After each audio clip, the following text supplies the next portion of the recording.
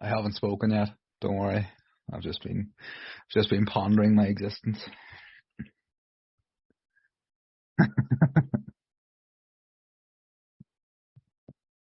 We'll give it till about 3 minutes past or so, just to give everyone a chance to get in, and then we'll crack on. Tomas can't make it today, so you're stuck with me, unfortunately.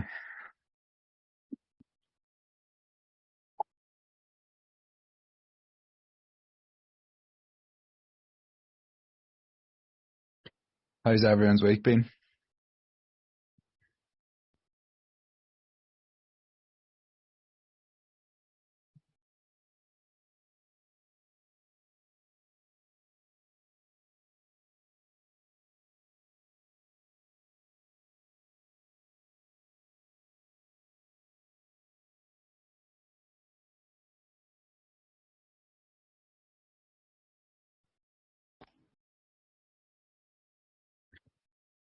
Yeah, I think you're actually spot on there, Charlie. It's the only time of the year where you can pretty much just completely shut off the markets, I find. Because there is no doubting that the markets do get quieter because the sort of banks, etc., finish up for Christmas, and it is nice to just be able to shut off. Whereas every other part of the year, I think you're always constantly sort of looking at the markets. Where I planned on not trading this week, but then AU was looking pretty clean, sort of coming into London this morning, so I did end up taking a break even. But yeah, no, you're absolutely right. Nail down the trading plan, back testing, whatever it is you need to work on. The next 3 weeks is the perfect opportunity to do it.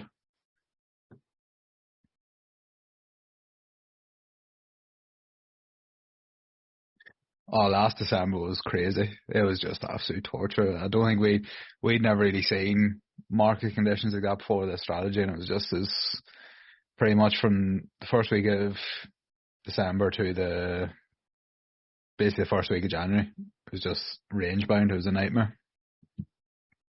And that was without the internal structure concepts as well. I think it probably would have helped us a lot, like, but back then it was just, yeah, it was tricky times.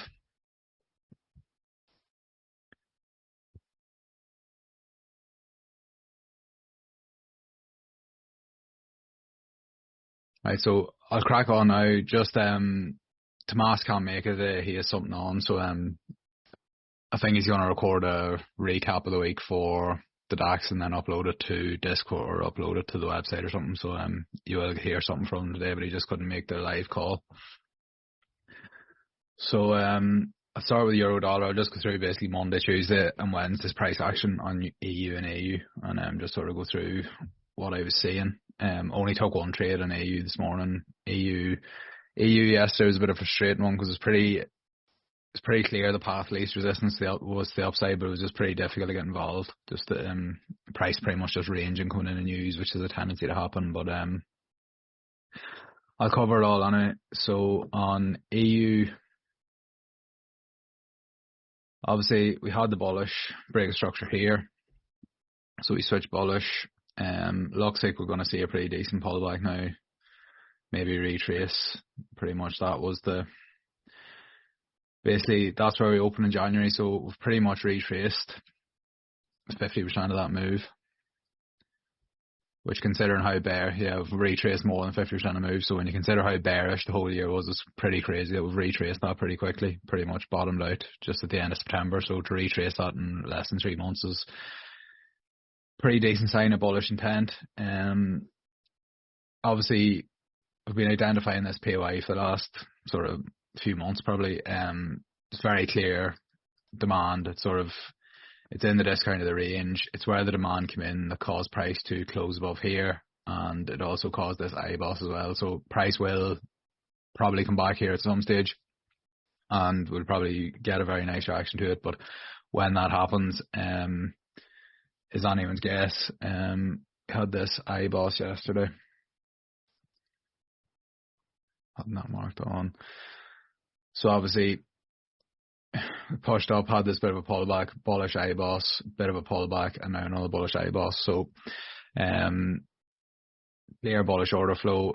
Was anticipating we might see a bit of a deeper reaction from this supply, but obviously just pulled back slightly and then pushed up, which again does show the sort of amount of bullish momentum that we're seeing in the markets currently in EU. Again, we've come into this POI, very likely that, it's swept liquidity. It's pretty clear POI. It's very likely we could see a pullback from here. Now, how deep is that pullback? It could just be to here.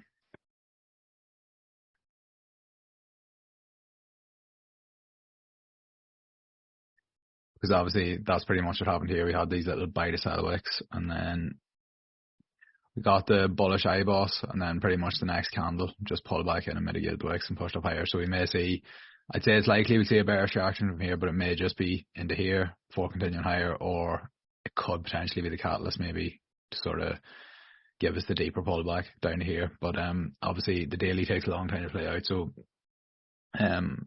sort of had to give a forecast based on the daily over the next sort of week or so, I'd say it's quite likely that we'll see a bit of a bearish pullback to at least here. So drop to 4 hour.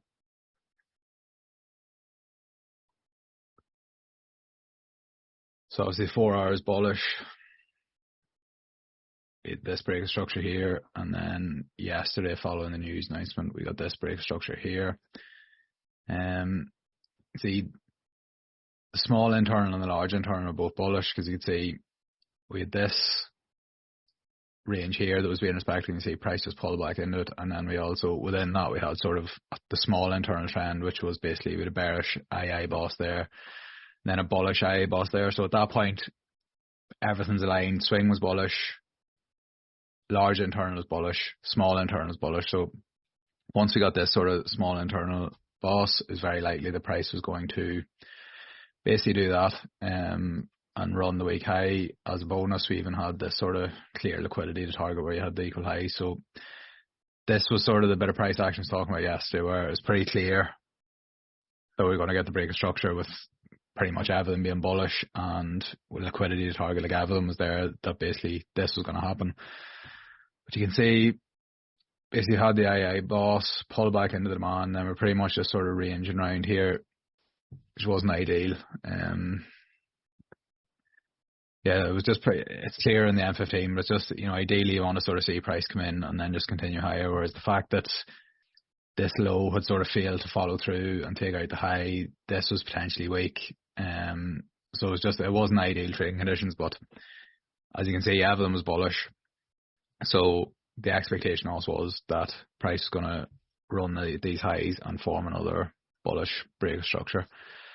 Obviously we come into the daily supply following the news announcement, so this morning pretty much it made a lot of sense to look for sells to just take advantage of this pullback.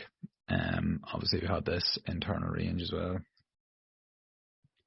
So when price sort of sitting around here this morning, price hadn't mitigated the swing range or the most recent internal range, so sells are pretty high probability at that point to target the EQ of the leg or either the range. And then that's where a lot of people can get caught out quite badly, is say a price comes down here and mitigates this range, and then we get a bit of a pullback here. People keep sort of aggressively looking for sells here to target the next leg down, which again, look, it's valid, it makes sense to do so, but when price has sort of mitigated the ranges, it's possible that the pullback is complete, that basically we only had there's a lot of bullish momentum, so it's possible we only had the bearish pullback to mitigate the range, and then we're going to continue higher. So if you want to get in, if you want to try and play the swing pullback, you want to basically be getting in as high in like the premium and the discount as possible, so that you have decent risk to reward to sort of the next inflection point, whether it's the EQ or the internal or swing ranges. So that's pretty much been EU all the week on the 4 hour. I'll drop to M15 now and go through sort of each day's price action. I'll try and reference the 4 hour as well as I'm doing it.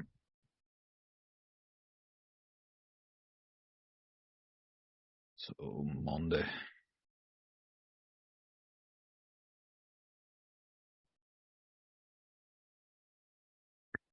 So that's what I mean. You can see on Friday we had basically had this huge wick, which was a news announcement. We obviously mitigated this demand at the extreme of the swing range. So very likely the pullback was complete. The M15 was bullish. That was our most recent break of structure, so we were anticipating price to pull back into the demand and continue higher. The fact that, it was the demand at the extreme, it was the last point that had to hold if the bullish trend was to continue. But then sort of when we came down here, we had this sort of IBOS. So technically the internal was bearish, so it wasn't ideal. We sort of pushed down and then sort of pulled back into this range, because it was possible that we could continue lower and run this low, which again, it was just it's sort of mixed signals, and obviously swing always takes precedent over internal, so we're expecting sort of this low to hold, but it just wasn't ideal. It didn't follow through. Then we had this sort of liquidity printing as well. They're sort of equal lows, which was sort of suggesting that basically these could get swept, and then maybe we'd see the sort of move. But it is still valid to look for longs, but it's just not ideal that this basically range held, because it was possible the price is going to do that, particularly with the liquidity built. Now if just play it on. So yeah, we got the bullish M15 chalk, or I chalk. It's not technically a chalk for somebody calls me on that, but you can call it an I chalk, but it's like, personally the way I view a chalk, if you want to be completely mechanical with it, yes you can. If you're new, that's probably the best way, but I'm just looking for a sign of bullish intent, and for me that was the most recent fractal high there, so I just sort of branch it all out. I just sort of group it all as a chalk these days. So then we did obviously have this demand where it was valid to look for longs, but then again this low was weak at this point, as it had failed to follow through and cause even an IBOS or a break structure. And then you can see like pretty clear equals there, that low there. Just personally I was sort of just happy to leave it and wait for something clearer. Price pull back in. I'll drop to M1 here. Yeah, there was a valid loss here. You could have looked at setting the risk entry on this here, but it's pretty aggressive leaving a risk entry there, in my opinion, when you've got the extreme pretty completely unmitigated. But I'm sort of looking into risk entries more myself in M1, and something I notice is when you get the strong liquidation in front of them, they do play out quite well. But it's just in this case with the extreme completely unmitigated, I would have been inclined that if I leave a risk entry here, I would have left it there as opposed to this one here, because it just wasn't the cleanest to me in the moment. You can see we got strong liquidation where we basically had the fake chalk just at that inside bar. So you can see it's strong liquidation because obviously if people looking to enter on the chalk, so you get the chalk there, people look to enter here, so their stop losses are below this low. So whenever that low gets taken out, that's basically your strong liquidation. And that was a valid loss on the confirmation entry where you basically got the second chalk, because like if you're mitigating your M15 demand that caused the M15 I chalk, you have strong liquidation. It's pretty decent V shapes, not ideal. You can see sort of it's quite clear that following the chalk, it's a bearish candle, large wick. It wasn't ideal, probably a warning sign, but like personally, if I was looking at it there, I would have had my entry set sort of as soon as price formed the chalk, because again, if you can see it, drop to 15s, you can probably see it cleaner. Yeah, it's like when the M1 candle was forming, like that would have been a strong sign of bullish intent. It's like, price could have kept going. So it's one of those things like you can't really see in the future. But it's completely valid loss, and then I believe the risk entry played out. Yeah. So the risk entry would have been the one there, and then there was a valid loss on the CE if you wanted to play it. But sort of as I said on the M15, I wasn't that massively enamoured with the overall area. I was sort of happy enough to leave it.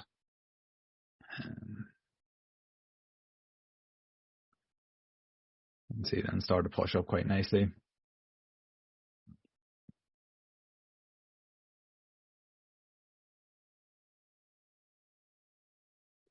Yeah, and that's pretty much London. There was the couple of potential entries down there, either the risk entries played out or else the loss on the CE. Obviously had this POI as well, but price didn't pull back into it, so there's no entry there. And then that was pretty much London. Unfortunately, price was pretty much rocketed up from there. It didn't really pull back into any valid demand. I'll just play it on to New York now.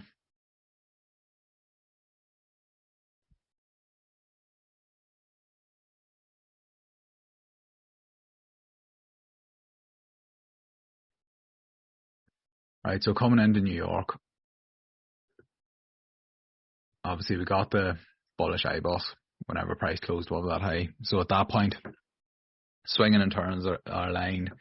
It's not ideal. We still have this liquidity resting here. That could be used.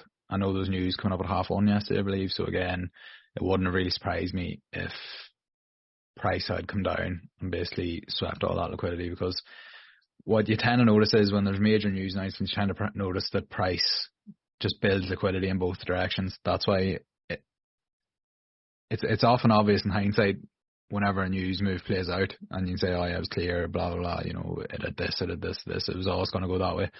But it's, in the moment, like, usually price is building liquidity both ways, so that whichever way it goes, it has basically the liquidity to fuel it. And if you look here, you can see pretty much at the equals there, and then the relative equals here. It sort of becomes a bit clearer whenever we get the sort of deeper pullback here. But so it essentially built liquidity both ways, so it wouldn't have been a massive surprise which way price went. I think it was looking for following the IBOS. A lot of the times price just keeps mitigating demand and keeps going. So I think I was looking for an entry within this M15 POI, but I don't think one set up. Yeah.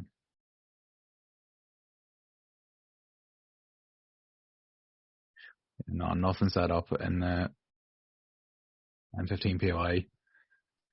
Then obviously following the IBOS, as with a swing break structure, it's valid to anticipate a pullback to sort of demand in the discount. Perhaps this one here. I wasn't a massive fan of this POI here, just purely because it wasn't that clean in the way it formed. Sort of feels as though price just sort of trickling up. It didn't sweep liquidity. You can see there it's pretty equal lows with the inside bar there. It did have inducement, which is something, but wasn't the biggest fan of that POI. But obviously following the IBOS, if we get a bearish M15 shock, you can look to play essentially the internal pullback, where you just basically look to follow the M15 supply mitigations to sort of play the pullback down to the discount of the internal range. So we got the bearish shock there, just at that candle there, so that gave us this valid supply. Now it wasn't ideal. There was like perfectly equal highs behind there. It's not that clear on the M15, but if you go to the M5, you can see it's pretty perfect equals, which is never ideal. We trading from a POI with perfect equal highs behind, and there wasn't usually whenever you get like a really clean M15 shock, there's a pretty clear sweep liquidity, and then you sort of get the pullback. In this case, there wasn't really that. This was quite sort of messy price action. There was no massive sweep liquidity there, but yeah, it was valid following the shock to look for a sell within there. Price comes into it. There was a valid entry, I believe. Yeah, it was a pretty clean entry model actually. We had the strong liquidation of this high. That high was a strong liquidation because we had the fake chalk at the inside bar, and then you can see price pushed up, swept this high, and mitigated the extreme. So there, covered pretty nice confluence factors there for a sell. Got the chalk at the inside bar, even technically got the M1 IBOS there if you want to count that in your analysis. The extreme was pretty much already mitigated by that next candle, so for me the obvious place tender would have been there, and I believe it resulted in a pretty quick loss. Yeah, but completely valid if you want to be aggressive playing the M15 pullback. But it was sort of, again, you can see there in the M1 just the perfect equals, which probably explains why it didn't play out in this occasion. So now you can see in the M15 price failed to close above the high, which again isn't a massive sign of bullish intent. Yeah, just whenever price is struggling, like close above the highs, you can see we struggle to sort of close below this low as well. It just sort of signals the indecision to me, and just sort of tells me that I probably need to be a bit more cautious and just sit in my hands. Just play it on. Yeah, there was a potential entry within this demand. Now, personally, wasn't the biggest fan of this demand. If you take the internal range, it was in the premium. This was the EQ of the internal range. This range was completely unmitigated, so prices are always likely to gravitate towards it. Had this sort of engulfed candle in it, it swept liquidity. It was in the discount of the internal range, and then just the fact the price failed to close above there, and then this was also technically a bearish M15 shock. So there's just a lot of bearish confidence there. The main reason I was personally looking was just that sort of pretty clear sweep liquidity, and then you can see pretty decent amount of bearish momentum there. So bear in mind, you have the sweep liquidity, a lot of bearish momentum, and then you look at the entry model in the M1. It's just about as aggressive as it gets, to be honest. You can see it wasn't quite a flip because price didn't quite mitigate that range. But you got the M50 or you got the M1 shock at the red line, and then just sort of pulled back in this little range here, pushed up. Then you sort of had the possible DCE here as well, basically where when price closed above that minor high, and then you had this here because you're essentially following the mitigations at this point. This was mitigated by this. This was mitigated by this, and you're just following the M1 mitigations at this point. But played out very nicely in this occasion. But it's not a very high probability trade in my opinion. Mainly just because of the M15. And the entry model is very aggressive. Like the entry model was way too aggressive for the POI where it was, and sort of the overall M15 price action with the sweep, V-shape recovery, etc. And you can see we swept the high again, no close above, and just huge V-shape recovery. So just quite messy price action. Twice failed to close above the high. Just messy. It's not sort of price action I want to be risking my capital on.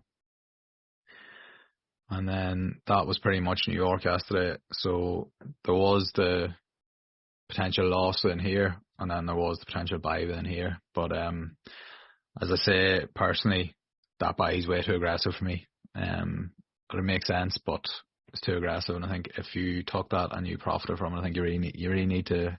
Well done, first of all, but I think you really need to understand why it's on the more aggressive side and why it might not be the highest probability trade. So that was Monday. I'm going to go to Tuesday.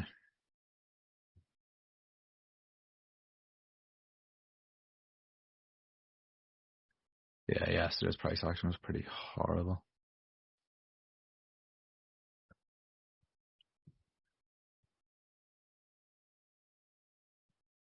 So just do a quick recap of the 4 hour where we're sitting.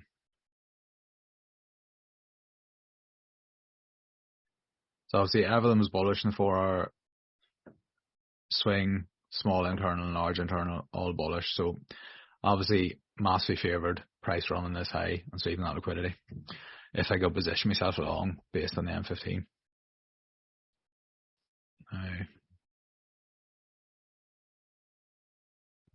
So following the IBOS on Monday, we pulled back to basically the extreme of this range.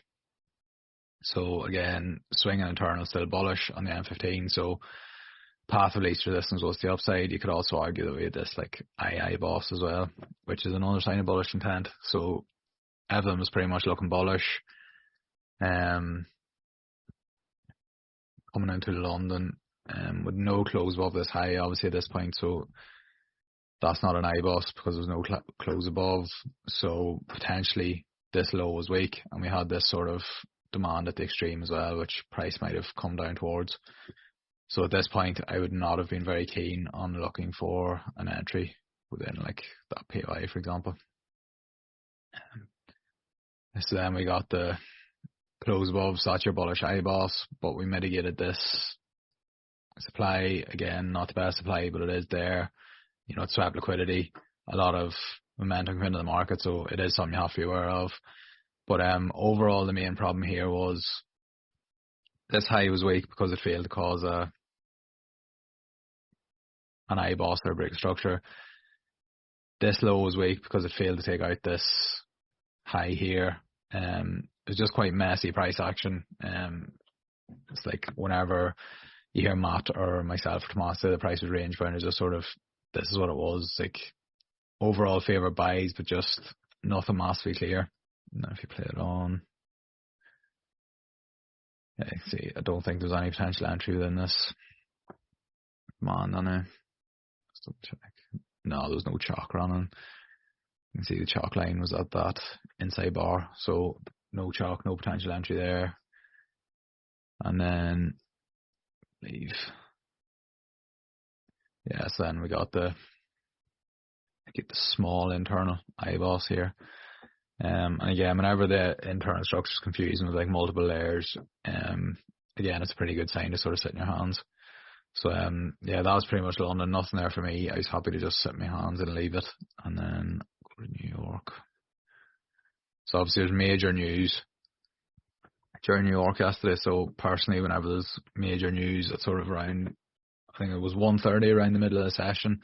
So usually I just take the session off, to be honest, because generally price action, generally something like this happens where price just basically wicks around, chops around at the EQ of the range. You know, you could argue, oh well, there's a bullish chalk there giving you this demand here. You can, it's like you can look straight at that if you want, but like I think we're smack. If you take the swing range at the time, I think we're smack bang at the EQ of it. Yeah, so that was the swing range at the time, and you can see price was just literally ranging at the EQ, which is not a good place to be doing business. You want to be sort of ideally sticking to sort of the more extremes of the range.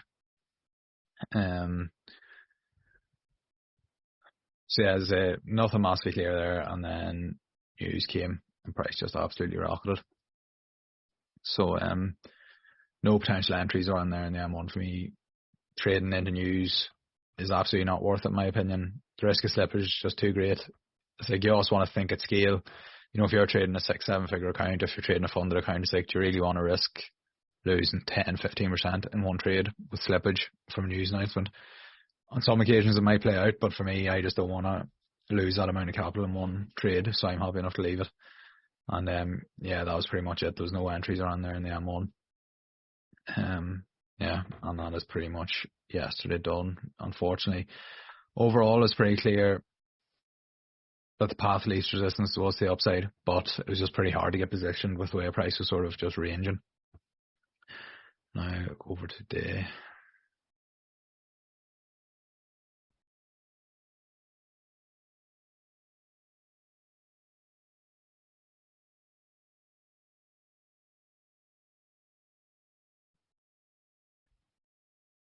Right, so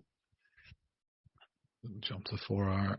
Obviously, we had come into the daily supply, so we knew it was possible the daily supply could cause a pullback, even if it's only to here. We had the M15 break structure following above, so we can expect a pullback, and obviously we hadn't mitigated this range, the internal range or the EQ of the leg at that point. So lot sales were very good value this morning based on the 4 hour and the M15. So then on the M15, you can see we had sort of this push down, like with no chalk run in there, but like the chalk line's there, so you're expecting a bearish pullback, but you don't have a bearish chalk run. But if you want to be super conservative and wait for the chalk or wait for something to happen, personally I'm just happy to read between the lines. This is imbalance, whatever you want to call it. It's not something that we really talk about much in Photon, but usually you expect the bulk of whenever you get a huge news move like that, usually you expect the bulk of that to be retraced eventually. So you can see we pushed down here, had a bit of a pullback, another push down, so that's an IBOS, and then obviously we had this pretty clean supply at it was at the extreme of this sort of range, because this was obviously sort of the protected internal high because it caused this IBOS. So I was more than happy to look for sells. We even had liquidity printed here as well, which was likely to fuel the move down.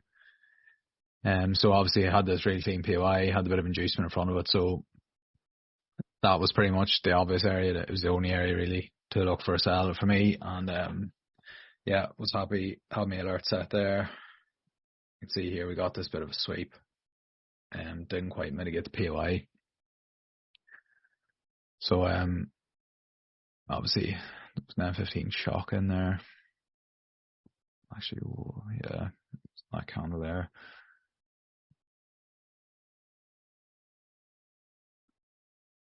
So with that supply, you could view that as basically price going early, so it was valid to sort of look for a sell in that supply. I will drop the M1 now, just see what happens.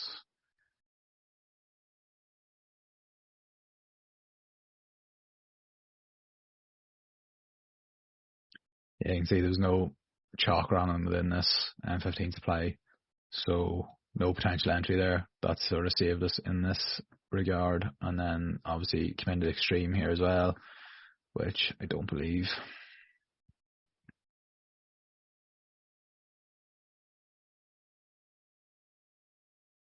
Yeah, again, there was no chalk running in this whole move in, so it's pretty clean move, just price making pretty clear, higher highs on the M1. So yeah, if an entry model set up in there, I would have taken it, but just didn't set up, so nothing doing there. And then following that, obviously we got the bullish high boss. So at this point, it was sort of valid to anticipate that price going to run this swing high. The one sort of caveat there, the one thing to be cautious of, was the fact that we hadn't mitigated the EQ of the leg or this previous range. Because usually, price does pull back to value before we get the next leg to the upside. But, it doesn't always have to do that. We've had a pretty decent sign of bullish intent with the bullish high boss. So, yeah, it was more than valid to look for longs at this point. I think that was pretty much New York done. Yeah, that was pretty much New York for me to look for a sell here. I would have wanted to see pretty much an M15 chop, because obviously sells at this point were counter M15 swinging internal. So I want to see an M15 chop before looking for a sell there. And then you can see we sort of reacted to this supply here, but it had already been mitigated. It had already caused a move down. So personally, I was viewing that as likely just to pull back into supply before the next leg to the upside. Let's play it on to London now, or New York, sorry.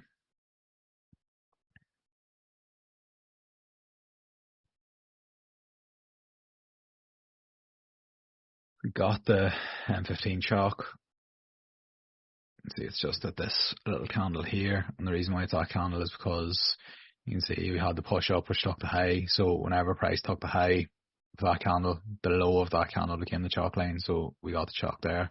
It's just played all. So this is where it can be difficult. Yes, we have the bearish M15 chalk, but it's likely that the M15 chalk was only to facilitate the internal pullback into demand, and then you can see we had mitigated these little wicks, which were sort of completely unmitigated. So I much preferred probably the extreme at that wick. So I would have much preferred if you had sort of pulled back to here before potentially looking for the next leg to the upside. But then sort of the problem in that as well is that you have these equal lows behind, which could easily be used to fuel the next leg to the downside.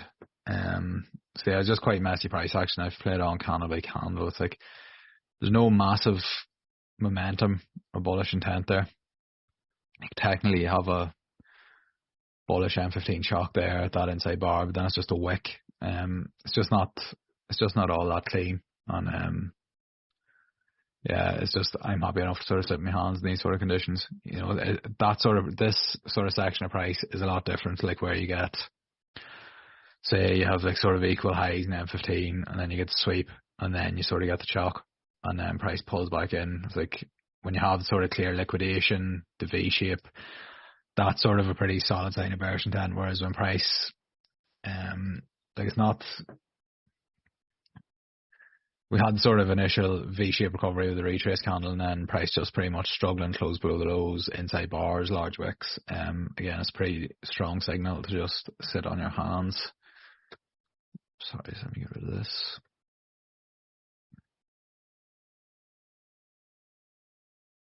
Play it on.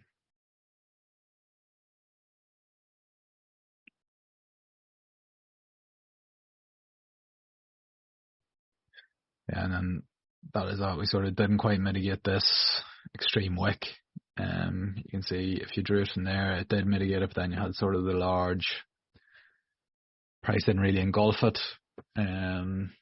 just wasn't really the cleanest zone. You could like filter it, but there's nothing really clear on any time frame. Like the M5s even sort of pretty highlights how messy it was. So yeah, and you could have maybe looked for an entry within there.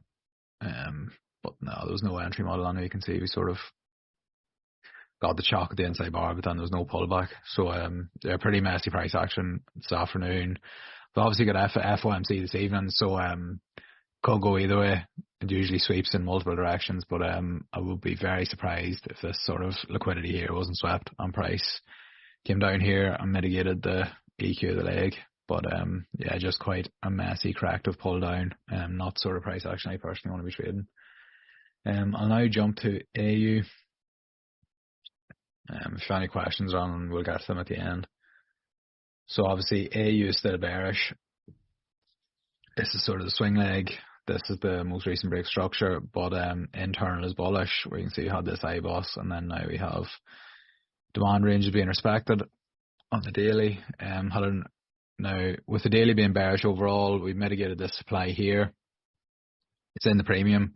Swap liquidity, it caused the most recent break structure, so we could easily roll it over to the downside from here and run the week swing low. But you can see we got the reaction from it, but all the price did was pull back into demand and then pushed up and put in a new internal high. So price action was quite tricky over the last week because you pretty much had this battle between supply and demand.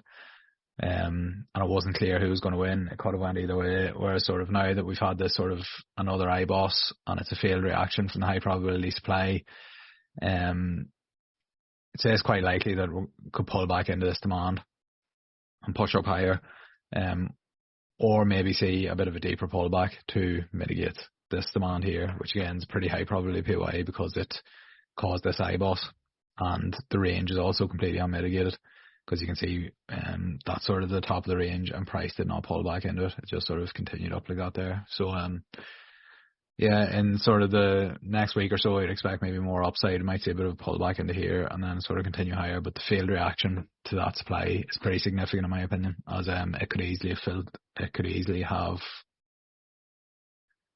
followed through and just caused the new low. So that's the daily. 4 hour then we can see it's bullish. This break structure, and then we had the complex pullback into demand, and then we had another break structure. Yeah,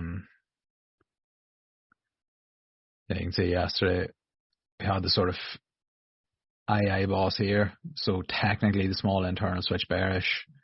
I'll tell you what, I'll go through this sort of on a daily basis as opposed to sort of covering the whole thing. Also whenever I'm going through each day, and the M15 will sort of jump out to 4 hour, but you can see internal is bullish. Then we pull back in to the swing and internal range, and then we had this IBOS here. So once that happened, it's very likely the price is just going to continue higher and run this week high, which it ultimately did. Now we've come into sort of the 4 hour supply at the extreme of the daily range. You can see it's swap liquidity behind that little high there, so it's pretty high probability PY. So it's very likely that this could cause a pretty decent pullback, most likely into that demand there. I don't know why I have that dot there. That's not swing low. That shouldn't be there. Yeah, so having had the break structure, it's likely that we'll sort of get this pullback into this demand and then continue higher. So that is the 4 hour overview. And on the M15.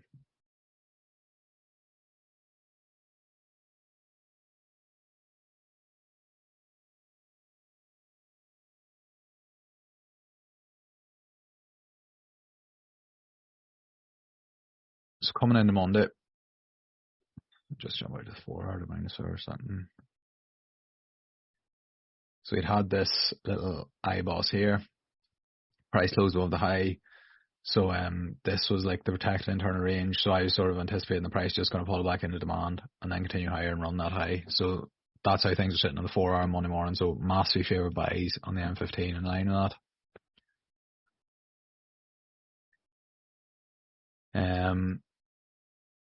Came into M15 is bullish. We had this M15 break structure. We pulled back into this sort of wick at the extreme. Swap liquidity. This is obviously a swing low, so we mitigated demand extreme. We'd also had a flip as well where price pushed into that inside bar supply, pushed down, failed to close above, and then we got the failed reaction. So I was calling this sort of an IBOS and a flip. So again, decent sign of bullish intent. And then sort of within that range, we had this pretty clean demand where you can see that's where the sort of demand came in to cause this impulsive move, which caused the break structure and flip. So that was sort of the POI that I wanted to get involved from.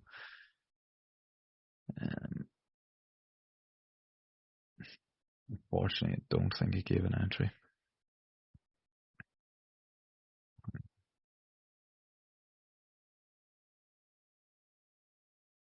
Yeah, this is all pre-London, sorry.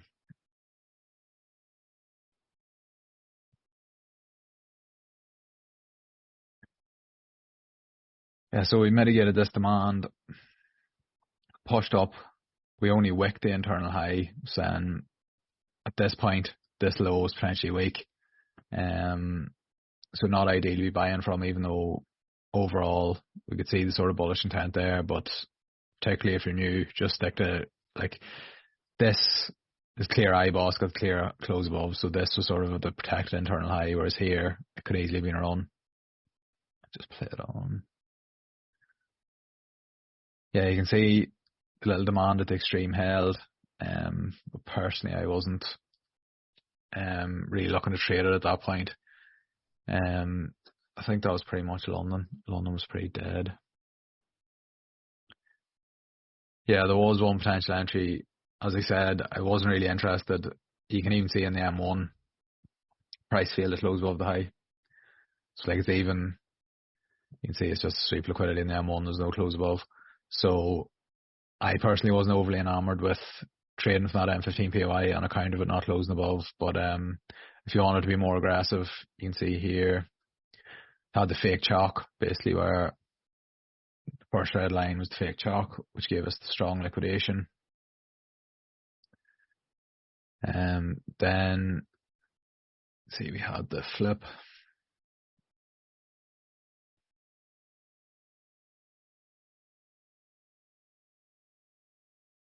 And then that's our failed reaction then. So then, yeah, we mitigated the M15 demand. Wasn't the best demand zone as we've outlined, but then you can see we had the reasonable V-shape, sweep, flip, chalk, and then obviously looking for price to pull back into that demand for the entry, which it never did. And then again, there was potential entry here. Personally, as I said, the 4-hour and M15 were all systems go for buys in my eyes. So there was this supply here. It's a pretty obvious POI, but you can see it didn't sweep liquidity. It wasn't the best POI, but if you wanted to be super aggressive and sort of just look for an entry there, there's no strong liquidation, but you can see if you entered on the range here, I believe it would have been tagged in.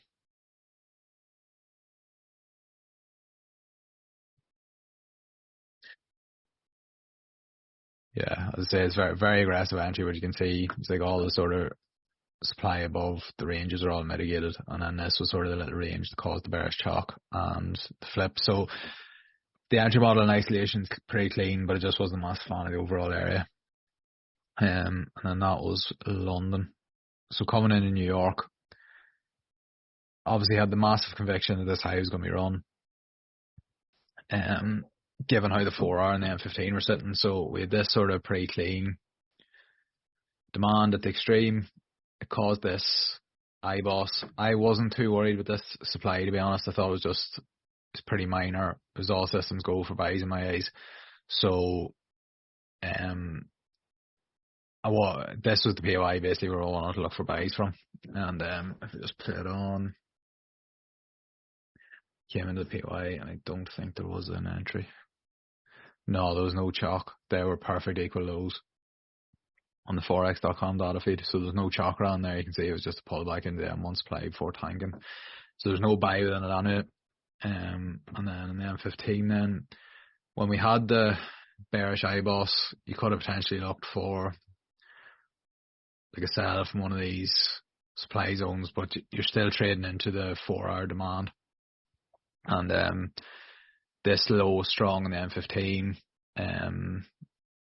Yeah, it just wasn't. You're selling in the discount of the range. It was just personally too aggressive for me. But yeah, I don't think there was any entry on there. No, it didn't quite mitigate the M15 POI that I was looking at. Then you can see we got the bearish break of structure, but we mitigated basically the 4-hour demand. So when you look at how sort of corrective that whole push down was, it would be no massive surprise if basically we only switched bearish to mitigate the 4-hour demand, and then the M15 switches bullish again. But yeah, that was Monday. Let's jump to Tuesday now.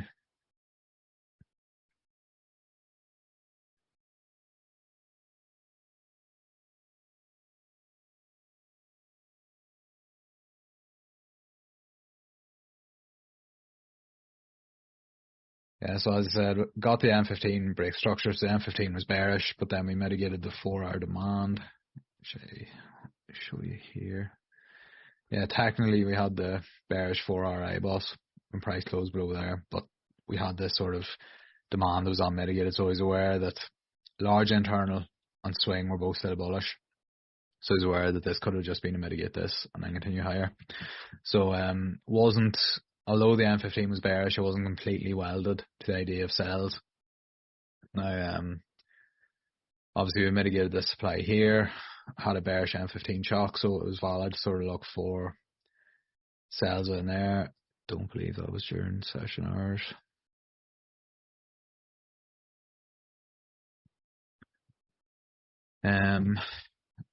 Yeah, that all happened before London, and then got this bullish IBOS, whatever you want to call it. And we had this demand here. It's a flip zone. It's a flip zone because it reacted to the supply, got the reaction, and the reaction failed. So it's valid to look for buys from there, sort of in line with the idea that the 4-hour demand may hold. I don't believe there was an entry model.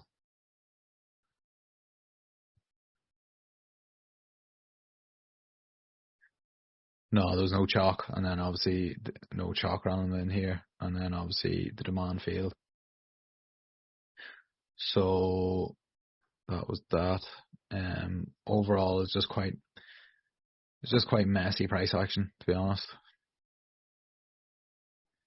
And then you can see obviously this range held. Unfortunately, didn't mitigate the extreme, but you can see we just sort of mitigated the discount of the range and then pushed to the upside. So then coming into New York, it was just pretty mixed signals. Sort of knew there was a very good chance that the 4-hour demand was going to hold, but the M15 was bearish. Yeah, it was just pretty mixed signals, and then there was massive news at 1:30. So yeah, I didn't even trade New York yesterday. I was just pretty much happy to let it sort itself out. I'll just play it on. Yeah, you can see got the huge move to the upside. We mitigated this demand at the extreme. Obviously I never traded in news. You can see swept liquidity there, had a bit of inducement in front. This was no surprise why it held, but price had failed to close above the high at that point, so the low was potentially weak. Yeah, as I say, highly advise against trading in the news now, but there's no potential entry there. And then today,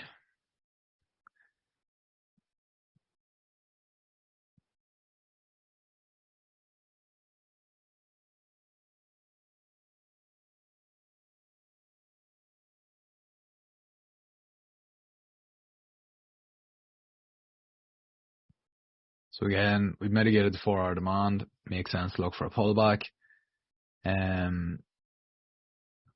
No bearish M15 chalk, but again, the chalk line's way down here, so it's not really feasible to wait for that. But you can see clearly we have sort of supply ranges being respected. So I had this pretty clear POI at the extreme of the range.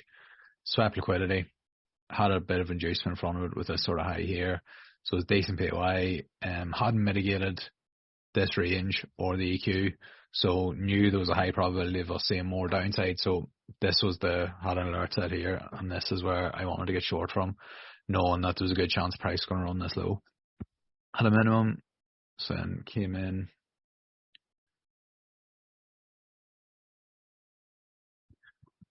The PY is not shown there.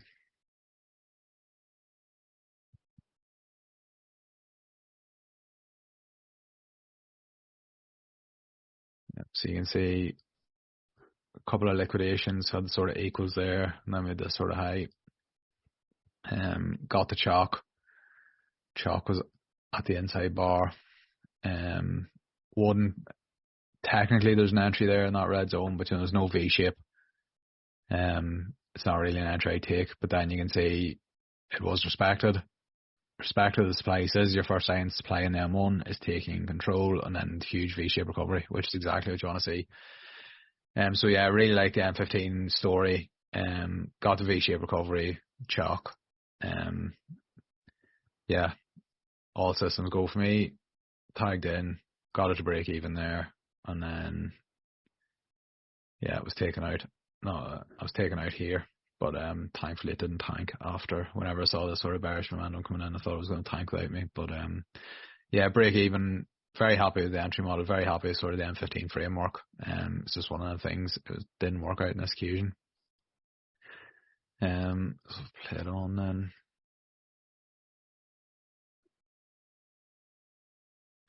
So then we got the bullish IBOS here. So at this point, swing and internal are aligned. However, I was still slightly cautious because we hadn't mitigated the EQ. Usually, when you want the swing pullback to mitigate the EQ of the leg to sort of tell you that it's likely over. And in this case, that doesn't happen. So I always knew it was possible that price would continue lower, but still had the bullish IBOS. So swing and internal aligned. We had this sort of pretty clear POI. You can see it's a flip zone because obviously it reacted to the supply, and it's where the demand came in that caused the IBOS. So I was more than happy to look for a buy from there, but I believe price didn't mitigate it during session hours. No, it didn't mitigate it during session hours. Wasn't interested in an entry from this supply because it was counter M15 swinging internal at that point, so I would have wanted to see M15 chalk, which you didn't get during London. And then just play it on to New York. Yeah, so coming in New York, we had the bearish M15 chalk when we got the wick break here, but you can see just how pretty corrective it is. It's not, it's not as I illustrated earlier where you get sort of the sweep the equals and then the real aggressive momentum, that sort of chalk. So wasn't massively convinced by this. Was happy to look for a buy within here, but I don't believe on it set up. And we came in. Yeah, there was potentially an entry, but again, the entry model is pretty much just about as aggressive as it gets. You just have the inside bar chalk. You can see you have the push down, pull back in a supply, failed reaction. Sorry, I didn't explain that very well. No massively clear V-shape recovery, no massively clear liquidation in the entry model. It's just a very aggressive entry model. Obviously, it played out in this occasion, but I think on the balance of probabilities, if you take it back to here, let's say it's when I'm looking at that point, I'm just sort of thinking it's very likely that price going to liquidate that low as a strong liquidation. But I like the POI, just the entry model is a bit too aggressive for me. And then that played out, I believe. Yeah, nice bit of bullish momentum. Back to M15. So now we had the bullish M15 chalk, which again is an eye chalk, before somebody crucifies me.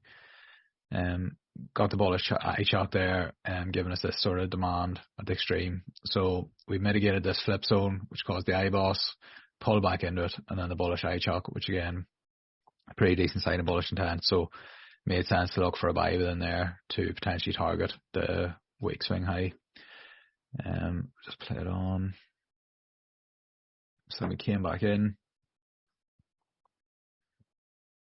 This was a pretty nice entry model, to be honest. You got the chalk here. Had this little flip where you can see pulled into supply, got the reaction failed before we got the chalk, so you could have entered there. but there was also another entry here where you basically had the M1 break of structure. You can see the nice sweep there as well. So yeah, it's a pretty nice M1 entry, and you see price pull back into it and respected it quite nicely. Yeah, there were a couple of nice entries, to be honest. I was sort of sleeping this afternoon whenever they were playing out. Let's see how things are sitting now.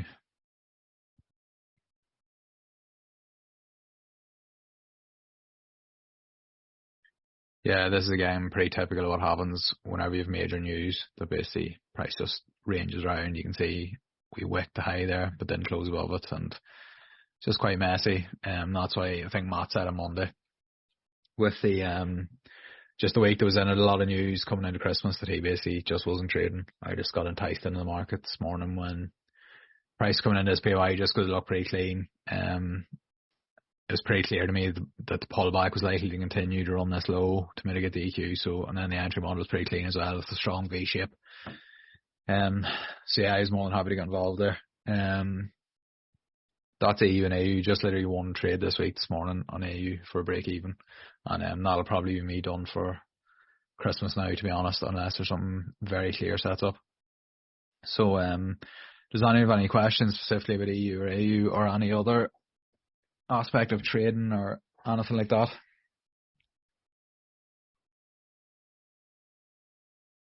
I use forex.com data feed because I used to use IC markets, and everyone said IC markets or data feed was closest to forex.com data feed. I don't actually know if it was, because I also executed on MT4 on it, so it didn't really make too much difference, but I think that's why most people use forex.com.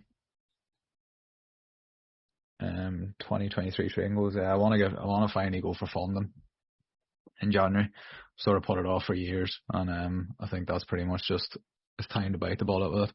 I'm glad. I think the last 6 months have been pretty tricky, so I'm glad I wasn't really funded, because I think it would have added another dimension of pressure. Whereas the tricky market conditions, I think, will stand us sort of going forward, because every strategy has good periods and bad periods, and like, everyone can make money in the good periods, but to go through the bad periods and have to sort of adapt and, you know, figure things out, you literally, you can't buy the experience from that. Like, so, yeah, hopefully do that in the start of the year.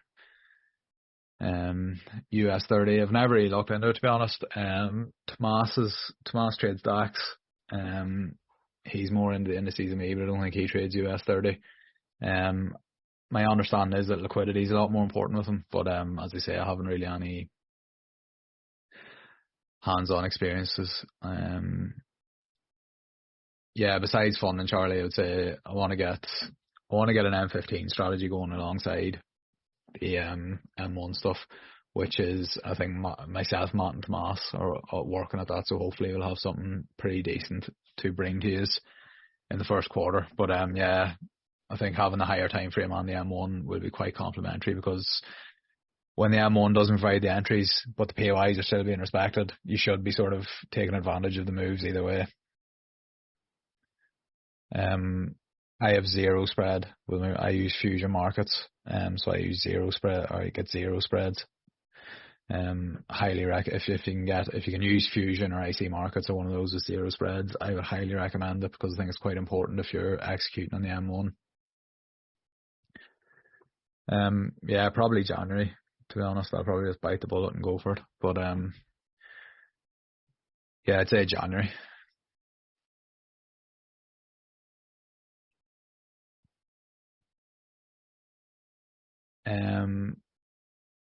To be honest, I just flick between the two. I do my analysis on TradingView, and then I'll just jump over to MT5 or MT4, whichever I'm using that day, and just place my entry there.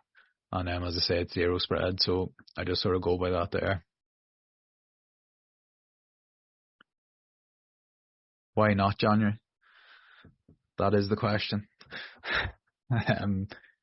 Yeah, I don't know. I was planning on doing it on in Q4 this year, but just sort of time got away from me, and then it was coming out of Christmas, and I just said leave it. But some people will say that December's a bad month, January's a good month. I don't really buy into that, and I think it's important that you don't buy too much into that, because I think it's important to us just show up the markets with the same mindset of, if an entry presents, I will execute it. Like, rather than, it's easy to, if you have in your head that January is a bad month or December is a bad month, and you're sort of subconsciously not there 100%, you can miss a few trades, and then all of a sudden you realise you could be sitting up 20% for the month, but you missed that because you had in your head that it was going to be a bad month.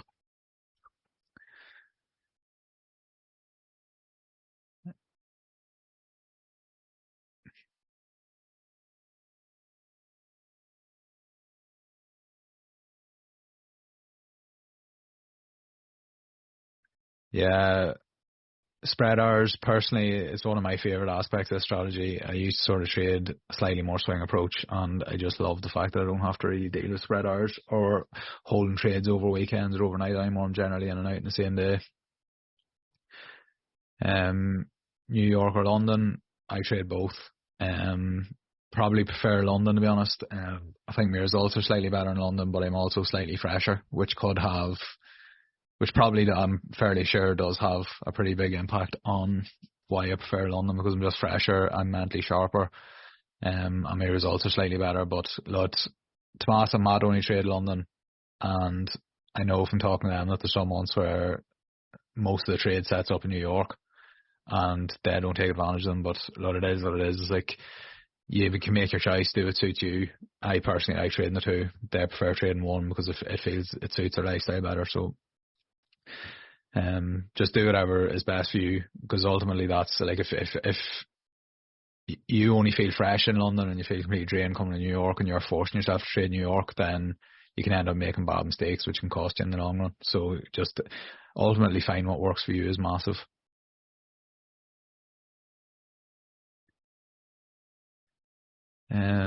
Personally waiting for an M1 strong liquidation. To be honest, these days I'm waiting for a strong liquidation in probably, I'd say maybe 90% of the cases, to be honest, just because the big thing for me with it is that it's completely mechanical. It's like a liquidation used to be a massive area of discretion for me, and I feel a lot more comfortable just trading when I know sort of exactly what I'm looking for. And I would say the 10% of the time that I don't use it is when I absolutely love the sort of POI, and I absolutely love, it's like the M15 intentions are clear. Like say this morning, whenever price came into this POI, and I had pretty high conviction that price was going to continue lower to mitigate the EQ. It was the POI at the extreme of the internal range. Like, it was, if this was going to get run, then this was the last point that had to hold. So it's, whenever I really like the M15 sort of framework and really like the M15 sort of POI, that's when I'll be sort of more aggressive with the liquidation. And without a flip, I'll always prefer it if there is a flip, because it's just a sign that basically supply is overpowered demand, or vice versa, which obviously, as well as having structure on your side with the chalk, you also have the supply and demand on your side. I much prefer it, but I don't really have any strict rules when I'll wait to see a flip and not see a flip. I'll generally sort of take each setup on its own merit. If you want to be more conservative, your strike rate will definitely be higher if you always wait for a flip, but you will miss trades as well. Like, so again, it's up to you what you want to, it's up to you how aggressive you want to be. Like, what do you want your trading business to look like? Do you want to be, do you want a lower strike rate but more trades? Do you want a higher strike rate? It's ultimately only you can answer that question, but definitely your strike rate will be higher if you also wait for a flip, but it's not really necessary to do so. My opinion is you will miss trades.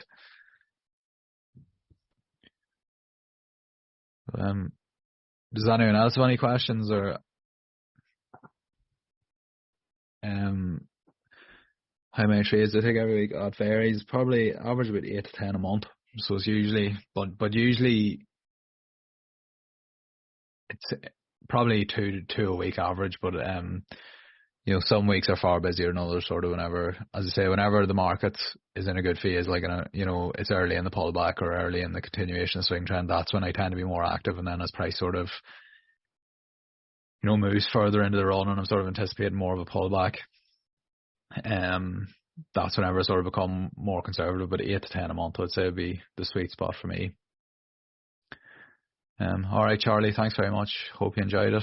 Have a good one yourself. Yeah, so this is the thing with trading. It's like it never gets easy on anyone. It's like you can be consistently profitable, but it's like I know whenever I talk like Matt and Tomas or any of the experienced students around, it's like we never sit around and say, "Oh, that last month was class. It was brilliant. It was so much fun." It's like you're always sitting around and you're like, "Oh, I missed this trade and I messed this up." It's like, oh, trading's an incredibly hard endeavor, and it's like it gets easier, but it never gets easy. So a massive important, like that's part of the reason why I love it, because it's like I know for a fact that a lot of people have left the community in the last sort of 6 months as the strategy the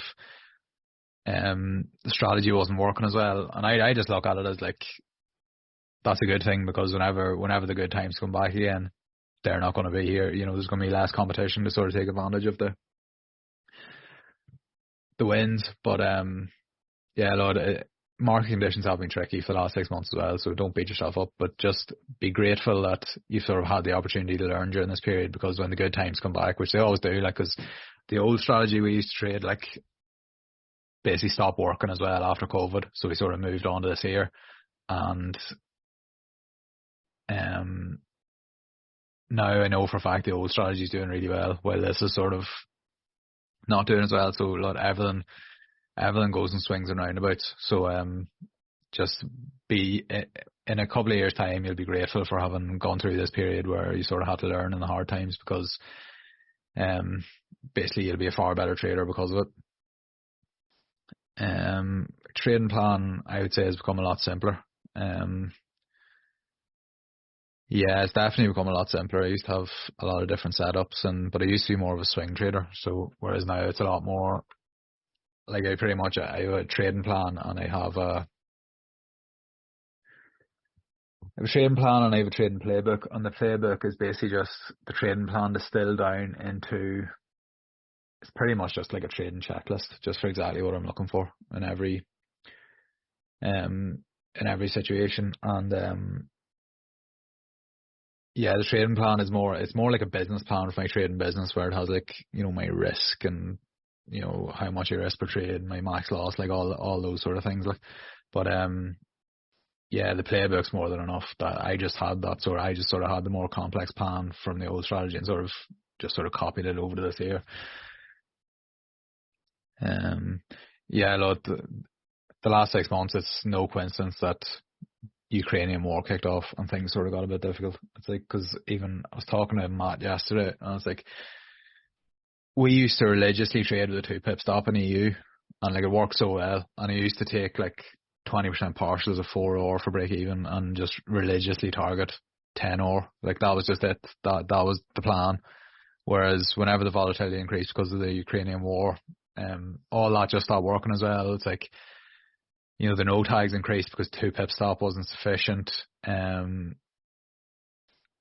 or when I started sort of increasing my stop loss slightly, the 10 or became harder to reach, again, just because of volatility, and then moving or using the partials to break even as well. It's like, if you're getting into the 4 pip stop, it doesn't really make sense to me to be waiting 16 pips to get to break even. Whereas when I was using a 2 pip stop pretty much in every trade, it was only 8 pips, which was a completely different thing. But yeah, I would agree with Charlie. It's the fundamentals, I think. But it'll settle down. Like, the markets adapt. As well as the Ukrainian war, like, you have to remember there's been the inflation and everything. Like, there's been a lot going on in the world in the last 6 months, so it's no real surprise. But it's like, people say, "Oh, does the strategy still work?" It's like, it still works, because you can still see the M15 POIs being respected. Like, that's not the problem. Market structure's still there. The supply and demand's still there. It's just that the M1 entry model hasn't been working as well, which is again why we've sort of started working on like an M15 strategy to work alongside it, which will obviously be lower risk to reward, but obviously you'll get involved in more trades. It'll balance. Like, what I found with sort of the last 6 months is that you'd have like a really good month and then like a really quiet month. Whereas everyone sort of would like to do like the 5-10% a month, whereas I find it's been a lot more swingy, would be the word, over the last 6 months. But look, the good times will come back. Like, everyone will settle down. I think people are talking about inflation bottoming out now or topping out now, so that'll probably help. And yeah, you'll just start noticing the M1 entry models being respected a lot more. That's pretty much all I can say there. That's how I'll know. As I say, from the M15 up, everything's still been working beautifully. Like, structure's still there, supply and demand still there. It's just literally the M1 entry models weren't as clean. So whenever they start being respected a lot more, that's how I sort of know things are returning back to normal. But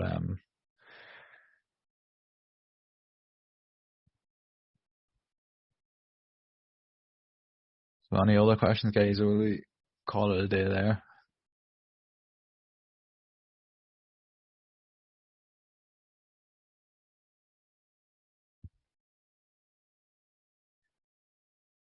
Right. Well, thanks very much for coming, guys. Hopefully I took some value from that. Hopefully I didn't ramble on too much talking nonsense. But if you have any questions, Ron, just tag me up in Discord and I will get back to you. Thanks very much, guys. Have a good one.